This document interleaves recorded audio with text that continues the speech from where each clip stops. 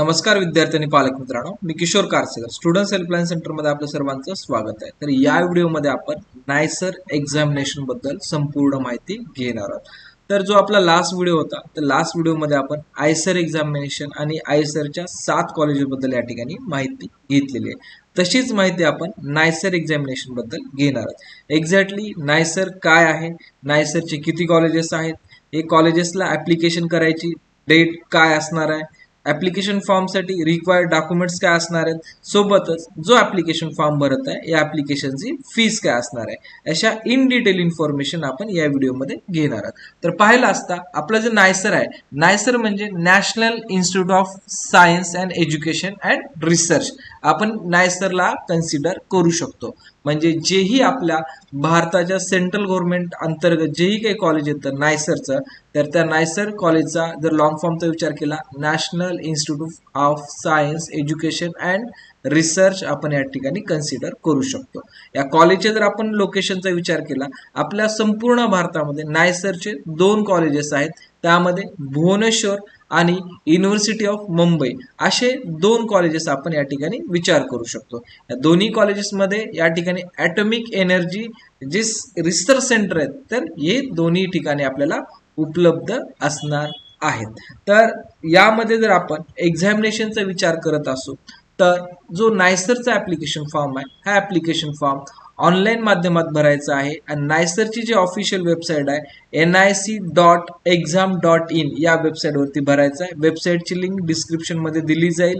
सोबतच required documents किंवा आपली हे जी एवढी प्रोसेस आहे, या प्रोसेससाठी काय इन्फॉर्मेशन रिक्वायर्ड आहे, ऑल डेटा आपल्याला या ठिकाणी डिस्क्रिप्शन मध्ये दिला जाईल। तर ऑनलाईन ऍप्लिकेशन करण्यासाठी आपल्याला 30 तारीख म्हणजे 30 मार्च पासून आपण ऑनलाईन ऍप्लिकेशन फॉर्म भरू शकतो आणि शेवटची दिनांक आहे आपली 31/5। बरेच विद्यार्थी जे नीटला आहेत, जे विद्यार्थी जेईई मेन्सला आहे, असे विद्यार्थी सबस्टिट्यूट ऑप्शन म्हणून या फॉर्मला हे करू शकतात। जे सध्याचा आपला जो फॉर्म आहे, हा फॉर्म जो असणार आहे आपला नायसरचा फॉर्म नीटचा जोही आपला रिझल्ट येणार आहे, नीटच्या रिझल्ट अकॉर्डिंग आपला नायसरचा फॉर्म सुद्धा भरू शकतात। पण नीट एक्झामला पीसीबी आणि पीसीएम या विद्यार्थ्याचा जर विचार केला असता, नीट आणि जेईई मेन्स या दोन्ही मधून जर विचार केला, तर आपला हा एक सबस्टिट्यूट ऑप्शन म्हणून आपण ग्राह्य धरणं गरजेचं असणार आहे। जेही विद्यार्थी 31/5/2024 पर्यंत ऍप्लिकेशन फॉर्म भरणार आहेत, अशा विद्यार्थ्याची या ठिकाणी जे करेक्शन विंडो असणारी, हे करेक्शन विंडो आपल्याला जवळपास जे आपलं नेक्स्ट अपडेट येईल नायसरचं, तर नेक्स्ट अपडेटमध्ये आपल्याला या ठिकाणी समजून येणार आहे। दुसरी गोष्ट आहे, ज्याही विद्यार्थ्यांना या ठिकाणी मॉक टेस्ट द्यायची आहे, मॉक टेस्ट द्यायची असेल तर आपल्याला वेबसाईटवरती पूर्ण इन्फॉर्मेशन दिली आहे। मॉक टेस्ट ॲज वेल ॲज लास्ट इयरचे जेही क्वेश्चन पेपर असणार आहेत याबद्दल पूर्ण माहिती दिलेली आहे।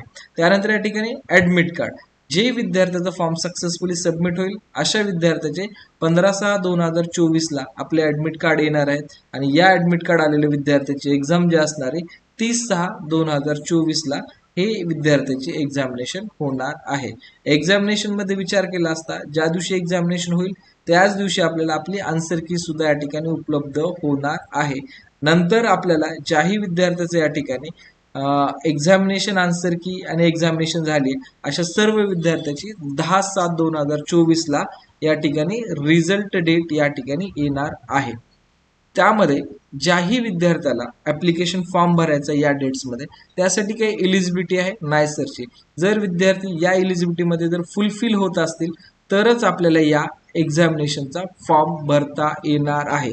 जर आपली हे एलिजिबिलिटी फुलफिल होत नसेल तर आपला याच ठिकाणी नायसर एक्झामिनेशनचा फॉर्म रिजेक्ट होऊ शकतो किंवा आपल्याला भरता येणार नाहीये। त्यासाठी कॅन्डिडेट हा इंडियन नॅशनल असणं गरजेचं आहे। त्यासोबतच त्या विद्यार्थ्याची जे 12वी एक्झाम आहे, हे 12वी एक्झाम किंवा 12वी पासिंग इयर हे 2022, 23 आणि 24 याच्यामध्ये असणंच गरजेचं आहे। जर 2022च्या अगोदर जर आपण बोर्ड एक्झाम पास झाला असाल तर आपल्याला या एक्झामिनेशन फॉर्मसाठी ऍप्लिकेशन देता येणार नाहीये। हे खूप महत्वाचं आहे, कारण जर आपलं या ठिकाणी 22 मधून जर आपण विचार केला, 22च्या आत जर विचार केला तर आपल्याला फॉर्मच भरता येणार नाहीये। आणि दुसरी इलिजिबिलिटी आहे बोर्ड इलिजिबिलिटी. तर आपण नीटचा फॉर्म अथवा जेईचा फॉर्म भरताना प्रत्येक फॉर्मची एक बेसिक इलिजिबिलिटी असते. त्या इलिजिबिलिटीमध्ये जर आपण फुलफिल होत असेल तरच आपल्याला पुढील कोर्ससाठी ऍडमिशन मिळत असतं. तसंच या ठिकाणी नायसरची इलिजिबिलिटी डिफरंट आहे ॲज कम्पेअर टू नीट आणि आयसर एक्झामपेक्षा. तर या ठिकाणी नीटचा विचार केला आणि जेईचा विचार केला असता तर याच्यामध्ये आपल्याला आयसरसाठी जेही विद्यार्थी जनरल, EWS, OBC या कॅटेगरी प्रवर्गात येतात अशा विद्यार्थ्यांना या ठिकाणी 60% बोर्डचं ॲग्रिगेट लागणार आहे. तुमची ग्रुपिंग असो अथवा नसो, पण या ठिकाणी जर तुमचं 60% ॲग्रिगेट असेल तर 60% ॲग्रिगेट असेल तर आपण या एक्झामला एलिजिबल असणार आहोत. आणि जे विद्यार्थी SC आणि ST प्रवर्गात नाहीत या विद्यार्थ्याला या ठिकाणी 55% या ठिकाणी ॲग्रिगेट लागणार आहे. आता ग्रुपिंगचा प्रश्न या ठिकाणी विचारला असेल, ज्या विद्यार्थ्याचे 60% मार्क होतात त्या विद्यार्थ्याची बाय डिफॉल्ट ग्रुपिंग झालेलीच असते. ठीक आहे, तर विद्यार्थी कन्फ्यूज होतात तर त्या ठिकाणी बाय डिफॉल्ट आपली ग्रुपिंग झालेलीच असते. जे विद्यार्थी SC ST त्यांना 55% या ठिकाणी लागणार आहेत. नेक्स्ट आहे याच्यामध्ये आपल्याला रिक्वायर्ड डॉक्युमेंट्स. आता फॉर्म भरण्यासाठी काय रिक्वायर्ड डॉक्युमेंट्स लागणार आहेत का, तर फॉर्म भरण्यासाठी आपल्याला पासपोर्ट साईज फोटो, साईज पण दिलेली आहे, सिग्नेचर लागणार आहे, त्यानंतर फोटो ID, जोही आपल्या या ठिकाणी एक्झामिनेशनचा फोटो म्हणजे आधार कार्ड असेल, पॅन कार्ड असेल, ड्रायव्हिंग लायसन असेल अथवा पासपोर्ट असेल, यापैकी एक पण म्हणजे इफ एनीवन कुठलाही एक डॉक्युमेंट्स असेल तरी आपल्याला हा फॉर्म भरता येणार आहे. त्यानंतर जे विद्यार्थी EWS, OBC, SC ST या प्रवर्गातनं फॉर्म अप्लाय करणार असतील तर अशा विद्यार्थ्यांना त्यांचं कास्ट सर्टिफिकेट किंवा OBC विद्यार्थी आणि EWS साठी 1 एप्रिलच्या नंतरचं सर्टिफिकेट लागणार आहे. सर्टिफिकेट नसेल तर आपण अनायझर या ठिकाणी फिल करून फॉर्म कंप्लीट करून घेऊ शकतो. त्याच प्रकारे आपल्याला 10वीचा मार्कशीट लागेल, 12वीचा मार्कशीट पण लागणार आहे. जर आपली बोर्ड एक्झाम पास आउट नसेल तर आपल्याला या ठिकाणी 12वीच्या मार्कशीटच्या ऐवजी अंडरटेकिंग आपल्याला द्यावं लागणार आहे. त्यानंतर जे विद्यार्थी PWD म्हणजे फिजिकली म्हणजे दिव्यांग आहेत अशा विद्यार्थ्याला या ठिकाणी त्यांचं फिजिकली जे सर्टिफिकेट आहे PWD हे सर्टिफिकेट सुद्धा अपलोड करायचं आहे. यानंतर आहे महत्वाचं एक्झामिनेशन फीस. आता ज्या वेळेस आपण हा फॉर्म भरत असतो लास्ट स्टेपमध्ये आपली ऍप्लिकेशन जी फीस आहे हे ऍप्लिकेशन फीस जर विद्यार्थी मुलगी असेल तर विद्यार्थ्याला 700 रुपये एक्झामिनेशन फीस लागणार आहे. आणि जर विद्यार्थी मुलगा असेल आणि विद्यार्थ्याची जनरल, OBC आणि EWS ही जर कॅटेगरी असेल तर त्या विद्यार्थ्याला 1400 रुपये फीस लागणार आहे.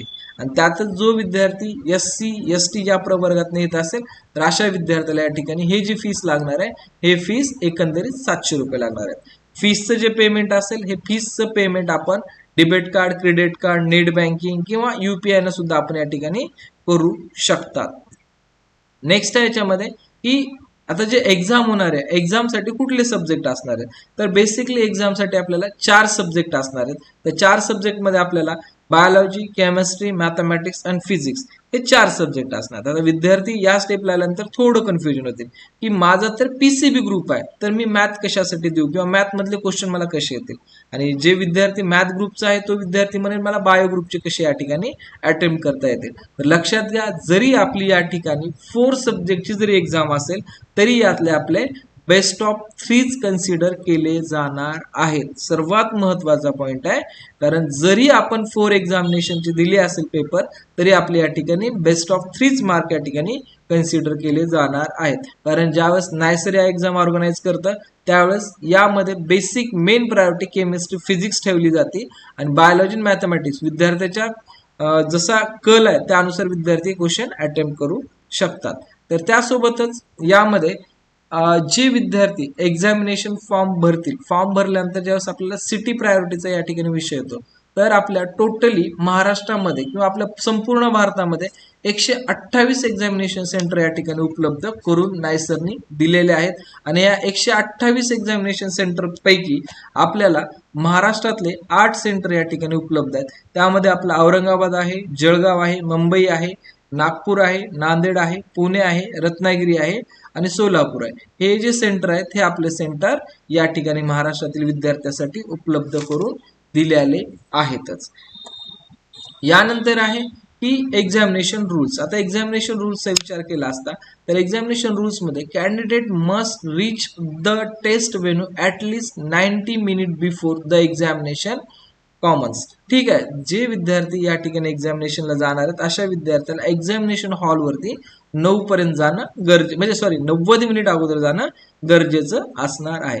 The examination is 3 hours and 30 minutes. लक्षात घ्या, जो टाइम ड्युरेशन असणार आहे एक्झामिनेशनचा हा 3 तास 30 मिनिट आपल्याला असणार आहे.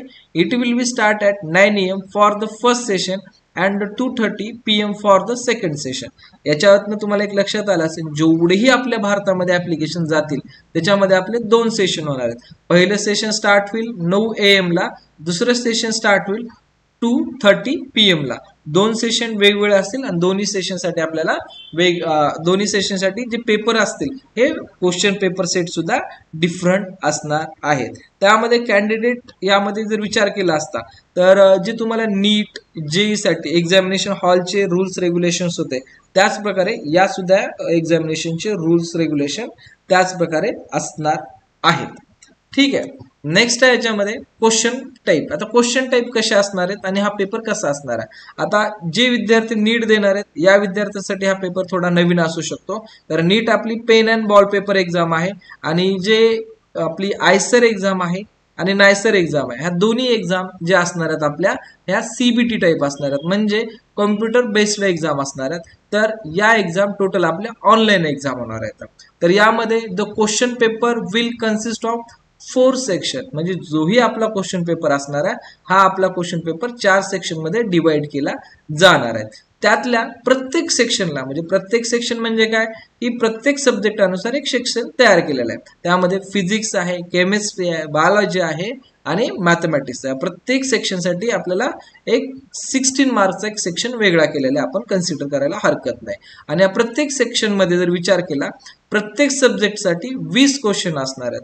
फिजिक्स, केमिस्ट्री, मॅथमॅटिक्स, बायोलॉजी प्रत्येकाला 20 क्वेश्चन या ठिकाणी असणार आहेत. आणि 20 क्वेश्चनचा जर आपण या ठिकाणी विचार जर केला तर याच्यामध्ये आपल्याला जेवढेही आपण मार्क्स या ठिकाणी घेऊ म्हणजे तेवढ्या मार्क्स पैकी आपल्याला प्रत्येक क्वेश्चनला आपल्याला 3 मार्क्स या ठिकाणी मिळणार आहेत. म्हणजे जेवढेही क्वेश्चन आपण अटेम्प्ट करू त्याच्यामध्ये 3 मार्क्स आपल्याला राईट क्वेश्चनला मिळणार आहेत. जर आपला क्वेश्चन रॉंग असेल तर रॉंग क्वेश्चन साठी आपल्याला 1 मार्क आपला डिडक्ट सुद्धा होणार आहे. त्यामुळे याही एक्झामला जसं नीट जेईई मेन्सला निगेटिव्ह मार्क सिस्टीम असते, याही एक्झामला निगेटिव्ह मार्क सिस्टीम आपल्याला असणार आहे. त्यामुळे जे एक्झामचे क्वेश्चन राईट असतील त्याला या ठिकाणी आपल्याला 3 मार्क्स मिळतील आणि जे रॉंग असतील त्यासाठी आपला 1 मार्क्स डिडक्शन होऊन जाणार आहे. ठीक आहे, टोटल आपली 180 मार्काची एक्झाम होईल आणि 180 मार्कापैकी जसेही आपल्याला ज्या विद्यार्थ्याचे जसे मार्क्स येतील त्या मार्क्स अनुसार कट ऑफ लावला जाईल आणि हायर कट ऑफ अनुसार म्हणजे कट ऑफ मेरिट नंबर अनुसार या ठिकाणी विद्यार्थ्याचं सिलेक्शन केलं जाणार आहे. सिलेक्शन प्रोसेस टोटली www.nextexam.in या वेबसाईट वरती होईल आणि हे प्रोसेस टोटली ऑनलाईन माध्यमातूनच होणार आहे. यामध्ये काही ऑफलाईन मीडियम नाहीये किंवा ऑफलाईन तुम्हाला कुठे डॉक्युमेंट सबमिट करायची सुद्धा काही आवश्यकता नाहीये. जेही प्रोसेस असेल ते पूर्ण टोटल ऑनलाईन माध्यमातूनच होणार आहे. आणि ज्याही विद्यार्थ्याला या काउन्सिलिंग रिलेटेड काही डाऊट्स असतील, क्वेश्चन्स असतील तर असे विद्यार्थी आपली पेड काउन्सिलिंग ही जॉईन करू शकतात. पेड काउन्सिलिंग जॉईन केल्यानंतर तुम्हाला या रिलेटेड पूर्ण अपडेट, इनफॅक्ट तुमचं ऍडमिशन होईपर्यंत ज्याही प्रोसेस आहेत त्या प्रोसेस पूर्ण इन्फॉर्मेशन दिल्या जाणार आहे. नेक्स्ट आहे याच्यामध्ये जेही आता तुमची एवढी इन्फॉर्मेशन झाली, या इन्फॉर्मेशन नंतर की नंबर ऑफ कॉलेजेस आणि नंबर ऑफ सीट्स किती असणार आहेत. तर या ठिकाणी नंबर ऑफ 2 कॉलेजेस असणार आहेत. त्यामध्ये नायसरचे जर सीट आपण विचार केला तर 200 सीट मिळणार आहेत आपल्याला. CEBS चा जर आपण विचार केला तर या ठिकाणी आपल्याला 57 जागा मिळणार आहेत आणि टोटल जे असणार आहे आपल्याला 200 + 57 हा टोटल सीट इंटेक आपल्याला उपलब्ध होणार आहे. नेक्स्ट आहे स्कॉलरशिप. ज्याही विद्यार्थ्याचं नायसर मध्ये ऍडमिशन सक्सेसफुली होणार आहे अशा विद्यार्थ्याला दिशा प्रोग्राम अंतर्गत, जे आपल्या सेंट्रल गव्हर्नमेंटचा दिशा प्रोग्राम आहे, या दिशा प्रोग्राम अंतर्गत 60,000 रुपये स्कॉलरशिप मिळणार आहे. आणि जे 20,000 आहे हे 20,000 जे स्कॉलरशिप आहे हे आयसर कडनं आपल्याला या ठिकाणी उपलब्ध होणार आहे. दिशा प्रोग्राम कडनं जे सेंट्रल मिनिस्ट्री 60,000 आणि आयसर कडनं सेपरेटली या ठिकाणी 20,000 रुपये आपल्याला स्कॉलरशिप मिळणार आहे. आणि जर टोटल आपण या कोर्स ड्युरेशनचा जर विचार केला तर हा कोर्स ड्युरेशन असणार आहे आपला 5 इयरचा आपला कोर्स ड्युरेशन असणार आहे.